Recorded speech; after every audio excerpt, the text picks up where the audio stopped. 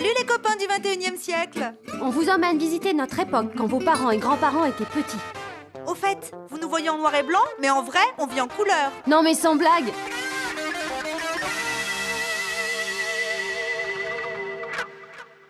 Il paraît qu'un jour, on aura des voitures volantes. En attendant, papa, maman, mon petit frère et moi, c'est en métro qu'on est allé au salon de l'auto. Fidèle au rendez-vous d'octobre, le salon de l'auto a ouvert ses portes. Renouant une tradition, le président de Gaulle l'a inauguré en compagnie de monsieur. Voici le pays merveilleux des jouets pour grandes personnes.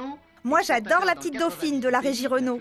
Et la Panhard, toute ronde, aux lignes aérodynamiques. Et la Facel Vega qui fonce à 240 km/h.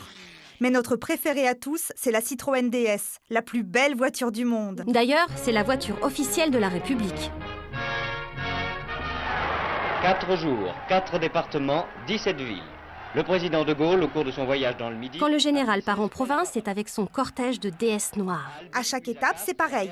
Il embrasse les enfants, il salue la foule, un petit discours, et hop, le voilà déjà reparti. Vive la DS!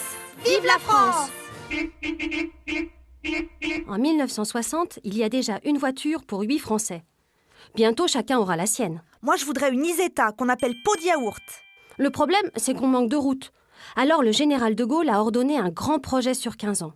Pouvez-vous nous expliquer, monsieur le directeur ? Eh bien, en gros, le programme comprend environ 3000 km d'autoroutes et, d'autre part, l'aménagement de 15 000 km de routes existantes. Pas de temps à perdre. En 1960, pour toute la France, il n'existe que 200 km d'autoroutes. Sur la Côte d'Azur, on visite le chantier de la future autoroute à péage. Quand on sera grand, c'est promis, elle sera gratuite.